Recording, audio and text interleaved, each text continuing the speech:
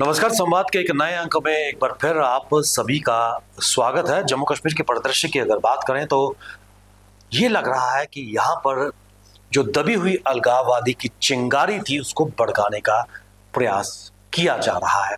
और ये मैं इसलिए कह रहा हूं क्योंकि कश्मीर के जो हालात पिछले कुछ समय से एक बार फिर निकलते हुए सामने आ रहे हैं। और ईद उल मिलाद नबी की अगर बात करें, जिस दिन बड़ा एक फेस्टिवल था, उस दिन दरगाह हजरतबल में जिस प्रकार जो एक प्लेक लगाया गया था, उस पर अशोका स्तंभ को तोड़ा गया था।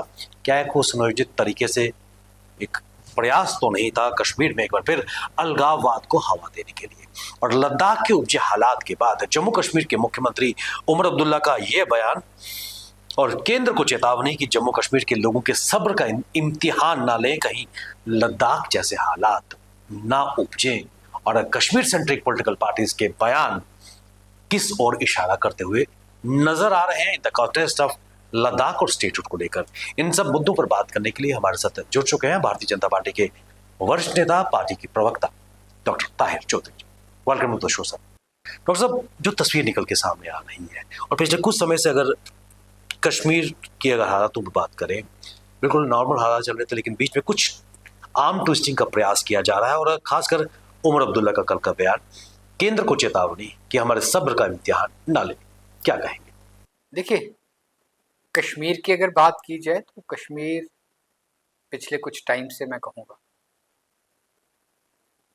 जिस तरह से कश्मीर के हालात चेंज हुए, कश्मीर एकदम स्मूथ हो गया। बच्चे स्कूल में जाने लगे, बेटियां कॉलेजेस यूनिवर्सिटीज़ में जाने लगी, बाज़ार खुल गए, टूरिस्ट का रिकॉर्ड बनना, टूरिस्ट का आना। और एक आम कश्मीरी जिसको सियासत से कोई लेना देना नहीं है, उसके घर की दाल रोटी चलनी चाहिए, उसके घर में खुशहाली रहनी चाहिए, वो खुश है। लेकिन कहीं ना कहीं वहाँ के जो पॉलिटिकल पार्टीज़ हैं, रीजनल पार्टीज़, चाहे उसमें हम पीडीपी की बात करें, चाहे एनसी की बात करें, इन लोगों को ये चीज़ें डाइजेस्ट नहीं होती। हाल ही में आपने देखा उमर साहब का जो जिस बयान की आप बात कर रहे हो, उन्होंने गवर्नमेंट ऑफ इंडिया को वार्निंग की एक किस्म की कि अगर स्टेटहुड जल्दी नहीं दिया गया तो लोगों के सब्र का इम्तिहान आहिस्ता आहिस्ता ख़त्म हो रहा है, लोगों का सब्र ख़त्म हो रहा है और हालात ख़राब हो सकते हैं। मुझे लगता है एक सीएम को इस तरह के बयान नहीं देने चाहिए। और मैं उमर साहब को आपके चैनल के माध्यम से ये चीज़ कह दूं, अगर आने वाले दिनों में जम्मू कश्मीर में हालात ख़राब होते हैं तो उसके रिस्पॉन्सिबल वो होंगे और उनको ये जिम्मेदारी लेनी पड़ेगी। क्योंकि उमर साहब कहीं ना कहीं अपनी कमियां छुपाने के लिए, अपनी सरकार की कमियों को छुपाने के लिए इस तरह की बयानबाजी, इस तरह की बातें पिछले कुछ टाइम से लगातार कर रहे हैं। लगभग मुझे लगता है 10-11 महीने हो चुके हैं सरकार बने हुए, और वो यूनियन टेरिटरी के सीएम हैं। कभी जम्मू में होते हैं, कभी कश्मीर में होते हैं, कभी बाहर होते हैं, और पूरा इस चीज़ का एंजॉय किया जा रहा है। लेकिन वो एक चीज़ का मुझे आज जवाब दे दें कि इन 11 महीनों के अंदर उन्होंने जो अपने कमिटमेंट किए थे मैनिफेस्टो में, कोई एक चीज़ उन्होंने जम्मू कश्मीर के आवाम के लिए की है? वो खुद बता दें कि हाँ मैंने ये काम किया, तो हम बात मान जाएंगे। कुछ नहीं किया, सिर्फ झूठे वादे लोगों को किए गए, लोगों को ख्वाब दिखाए गए, कुकिंग गैस के सिलेंडर्स की बात की गई, 200 यूनिट्स बिजली की बात की गई, राशन की बात की गई, बड़ी बड़ी बातें की गई। वो इसलिए की जा रही थी कि किसी तरह से हम लोग सरकार बना लें, क्योंकि हाथ से सरकार जा चुकी थी। बहुत लंबे टाइम से ये लोग इधर उधर भाग रहे थे। एक टाइम पे उन्होंने ये कमिटमेंट भी कर दिया था, जम्मू कश्मीर में ऐलान कर दिया था कि हम इलेक्शन ही नहीं लड़ेंगे जब तक जम्मू कश्मीर को स्टेट का दर्जा नहीं मिलता।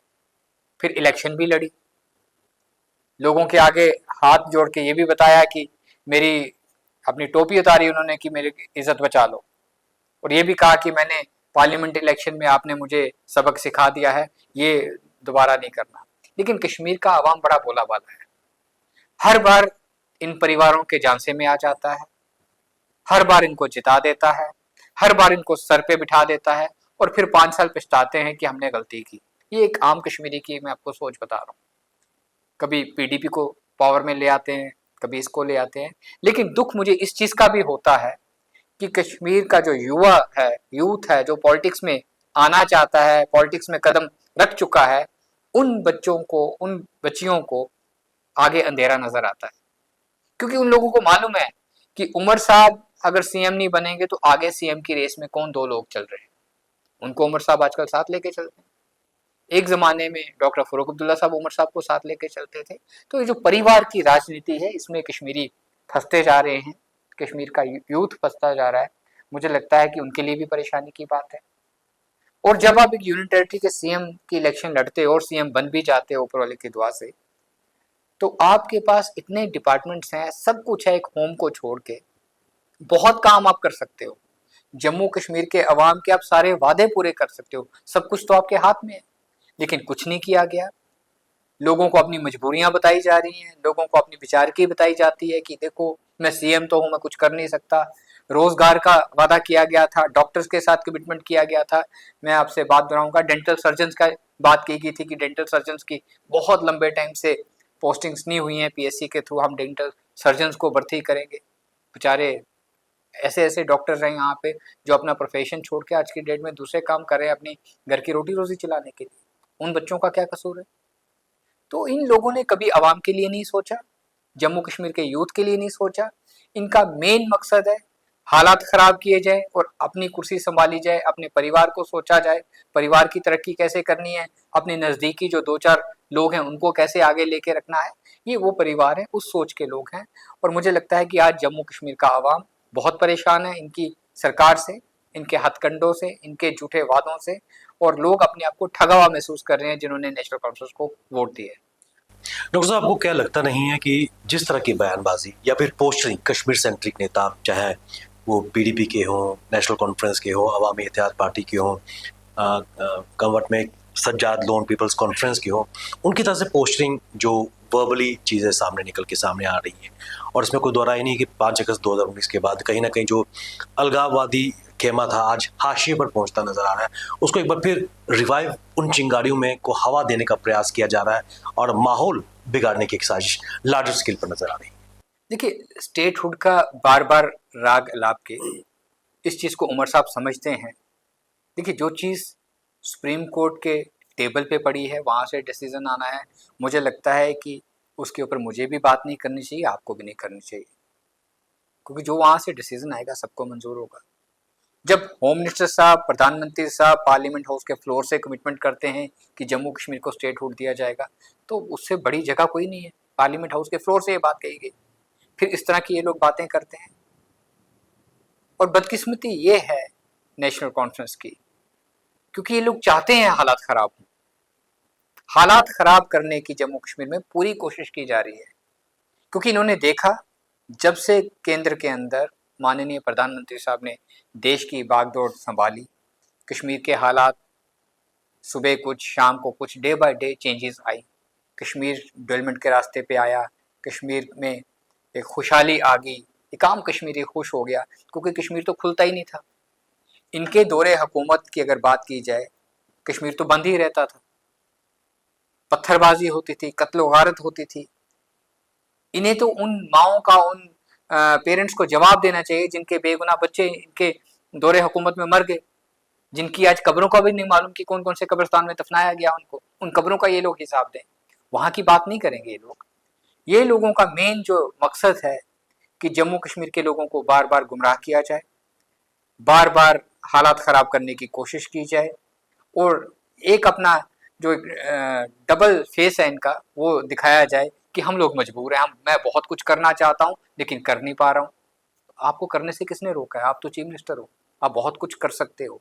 एक आम इंसान के लिए आपके कितने डिपार्टमेंट्स हैं, ये बता दें कि 11 महीने में इन्होंने कितने डिपार्टमेंट्स में क्या किया?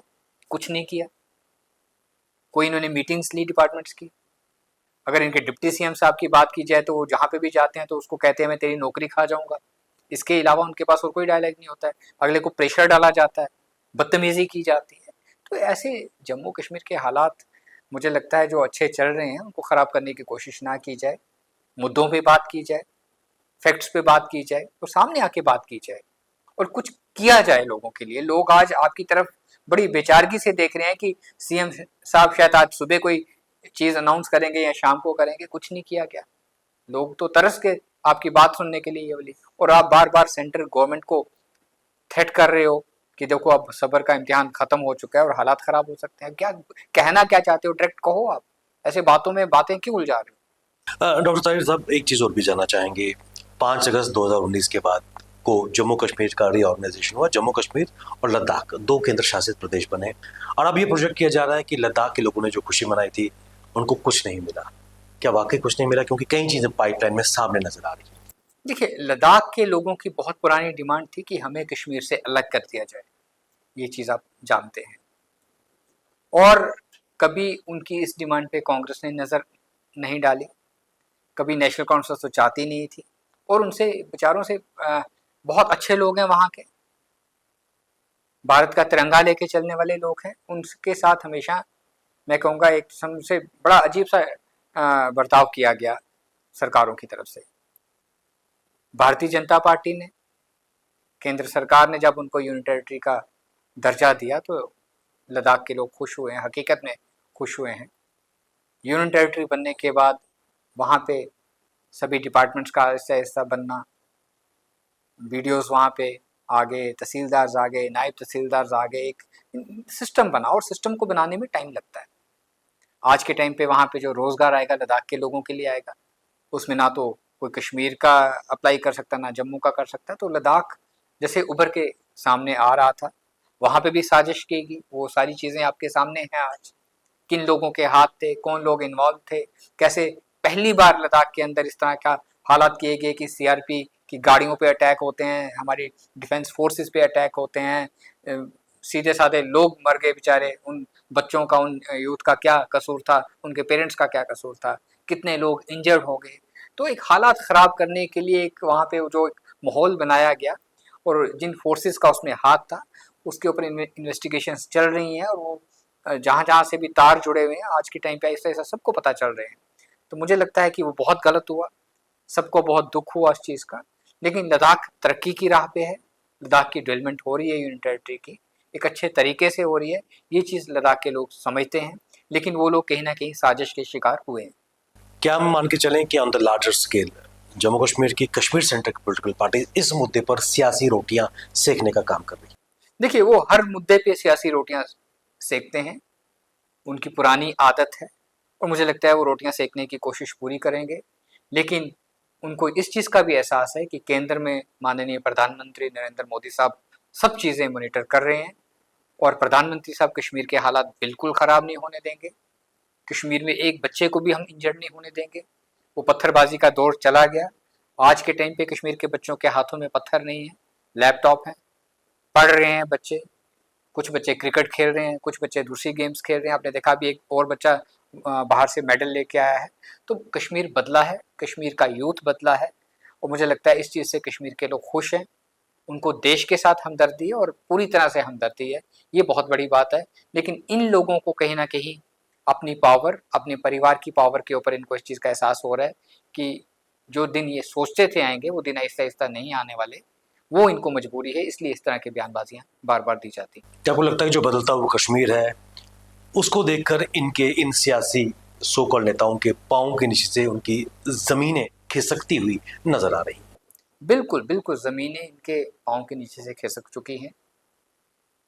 मुझे लगता है एक बार कश्मीर की आवाम को गुमराह करके इन्होंने यूनियन टेरिटरी में सरकार बनाई है और कश्मीर का आवाम वही इनको जवाब देगा आने वाले टाइम पे कि ये लोग कहते क्या हैं और करते क्या हैं।